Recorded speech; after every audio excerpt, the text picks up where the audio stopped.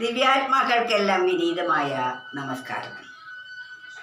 ഈ ദേഹമുള്ളപ്പോൾ മാത്രമേ നമുക്ക് സുഖവും ആരോഗ്യവും എല്ലാം സൗഖ്യവും ഉള്ളൂ.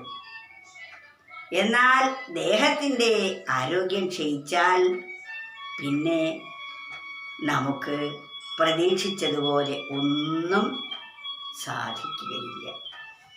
അതിനാൽ ആരോഗ്യം നഷ്ടപ്പെടുന്നതിന് മുമ്പേ ദേഹം കൊണ്ട് നേടേണ്ടതെന്തോ അത് നാം നേടിയിരിക്കണം. അത് പിന്നേക്ക് നീട്ടി വെക്കരുത്. ഇപ്പോൾ ചെയ്യേണ്ടത് ഇന്ന് ചെയ്യേണ്ടത് ഇപ്പോൾ ചെയ്യുക. ഒരിക്കലും നാളേക്ക് നാം നീട്ടി വെക്കരുത്. ഈ ദേഹത്തിൽ നിന്നും ഈ ദേഹി അല്ലെങ്കിൽ ഇതിൻ്റെ നാഥൻ ഉപേക്ഷിച്ച് വിട്ടുകഴിഞ്ഞാൽ പിന്നെ ദേഹം പഞ്ചഭൂതങ്ങളായി രൂപാന്തരപ്പെടുന്നു. പഞ്ചഭൂത നിർമ്മിതമായ ദേഹം പഞ്ചഭൂതങ്ങളായി തന്നെ വേർപിരിയുന്നു. അതാണ് ഉയിരുമുടലും വേർപിരിഞ്ഞാൽ ഉയിരു ശേഷിക്കും, വീണ്ടും ഉടലിനായി പല കടമ്പകൾ കടന്നു പോരേണം. ഇതാണ് നമ്മുടെ അവസ്ഥ.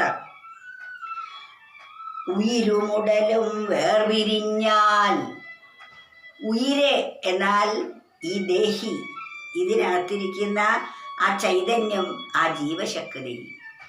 ഉടലും ഉയിരും വേർപിരിഞ്ഞാൽ, ഇപ്പോൾ ഉയിരും ഉടലും ഒന്നിച്ചാണ്, പരസ്പര പൂരകമാണ്. ആ ഉയിരിൻ്റെ പ്രവർത്തനം കൊണ്ടാണ് ഉടൽ നിലനിൽക്കുന്നത്. എന്നാൽ ഉടൽ അതിനെ പറ്റാതെയാകുമ്പോൾ ഉടലിനെ ഉപേക്ഷിച്ച് ഉയിര് വേർപെടുന്നു. ഉയിർ എന്നാൽ ജീവൻ എന്നർത്ഥം. അതാണ് ഉയിരുമുടലും വേർപിരിഞ്ഞാൽ. ഈ ഉടലും ഉയിരും പിരിഞ്ഞു കഴിഞ്ഞാൽ ഉയിര് ശേഷിക്കും. അതിലുള്ള ഉയിരിന് ഒരു കുഴപ്പവും വരുന്നില്ല. ഉടല് കേടുവരാൻ തുടങ്ങും. ഇന്ന് മരിച്ചു കഴിഞ്ഞാൽ നാളേക്ക് അത് ചീർത്ത് തുടങ്ങും. മറ്റന്നാളേക്കത് അസാമാന്യമാം വിധം വീർക്കുകയും നീര് വയ്ക്കുകയും അത് ദുർഗന്ധം വമിക്കാൻ തുടങ്ങുകയും ചെയ്യുന്നു. ആ ശരീരത്തിൻ്റെ പ്രവർത്തനം അപ്രകാരത്തിലാണ്. അത് പെട്ടെന്ന് നാം നശിപ്പിക്കുന്നു. അതാണ് ഉയിരുമുടലും വേർപിരിഞ്ഞാൽ ഉയിരു ശേഷിക്കും, വീണ്ടും ഉടലിനായി പല കടമ്പകൾ കടന്നു പോരേണം. നമ്മൾ അറിഞ്ഞിരിക്കേണ്ട മറ്റൊരു സത്യം എന്താണ്? ഈ ഉടല് പോയി കഴിഞ്ഞാൽ പല കടമ്പകൾ കടന്നിട്ട് വേണം അടുത്ത ദേഹം നമുക്ക് കിട്ടാൻ. ഈ ദേഹത്തിൽ വെച്ച് അറിയേണ്ടത് അറിഞ്ഞിട്ടില്ലെങ്കിൽ അടുത്ത ദേഹത്തിൽ വെച്ചെങ്കിലും അത് നാം അറിയേണ്ടിയിരിക്കുന്നു.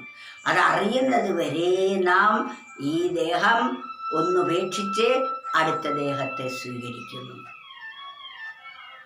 അങ്ങനെ പാകം വന്ന് ഈ ഒരു ദേഹത്തിൽ വെച്ച് എൻ്റെ യഥാർത്ഥ സ്വരൂപം എന്താണെന്ന് ഞാൻ തിരിച്ചറിഞ്ഞു കഴിഞ്ഞാൽ പിന്നെ എനിക്ക് ഉടൽ സ്വീകരിക്കേണ്ടതായിട്ടില്ല.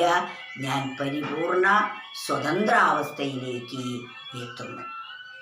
ആ സ്വതന്ത്രാവസ്ഥയിലേക്ക് എത്താത്ത കാലം വരെ പുനരപി ജനനം പുനരപി മരണം പുനരപി ജനനീ ജഡരേ ശയനം ഇഹ സംസാരേ ബഹുദുസ്താരേ കൃപയാ പാരേ പാഹി മുരാരേ. അറിഞ്ഞും അറിയാതെയും പല ശരീരങ്ങളിൽ കൂടി പല കടമ്പകൾ കടന്നുകൊണ്ട് ഈ ജീവൻ ചുറ്റിക്കറങ്ങിക്കൊണ്ടേയിരിക്കുന്നു.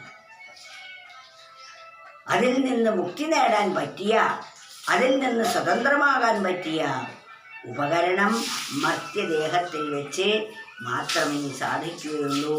മർത്യദേഹം കിട്ടിയാൽ മാത്രം പോരാ, തൻ്റെ മനസ്സ് ഇതറിയാനുള്ള ത്വര കൂടി ഉണ്ടായിരിക്കണം.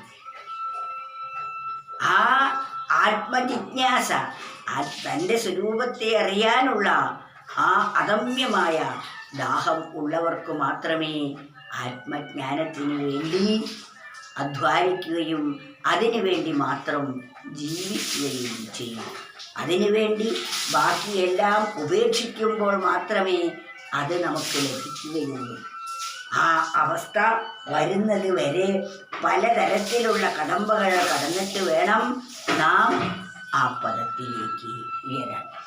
ഉയരുമുടലും വേർപിരിഞ്ഞാൽ ഉയിരു ശേഷിക്കും, വീണ്ടും ഉടലിനായി പല കടമ്പകൾ കടന്നു പോരേണം. ഏതെല്ലാം കടമ്പകൾ കടന്നിട്ടാണ് നമ്മൾ ഇപ്പോൾ ഇവിടെ എത്തിയിരിക്കുന്നത് എന്ന് നമുക്കറിയാത്തതിനാൽ ഈ കിട്ടിയ അവസരത്തെ നമ്മൾ വെറുതെ നഷ്ടമാക്കിക്കൊണ്ടിരിക്കുന്നു. ആ നഷ്ടം നമുക്ക് ഏറ്റവും വലിയതാണ്, അത് നികത്താനാവാത്തതാണ്.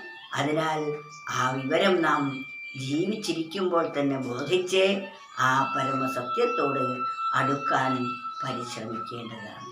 അതിനുവേണ്ടി അറിയുന്ന ആളുകൾ പറയുന്ന വാക്കുകൾ കേട്ട് അതിനനുസരിച്ച് ജീവിച്ച് ആത്മാന്വേഷണ ത്വര വർദ്ധിപ്പിക്കുമ്പോൾ നമുക്കതറിയാനുള്ള ത്വര ഉണ്ടാവുകയും അതിനുവേണ്ടി ശ്രമിക്കുകയും നമ്മൾ ചെയ്യുന്നതാണ്. എങ്കിൽ മാത്രമേ നമുക്ക് പരമസത്യം ബോധിക്കാൻ സാധിക്കുകയുള്ളൂ. അതിനുള്ള ത്വര എല്ലാവർക്കും ഉണ്ടാവട്ടെ എന്ന് പ്രാർത്ഥിക്കുകയാണ്.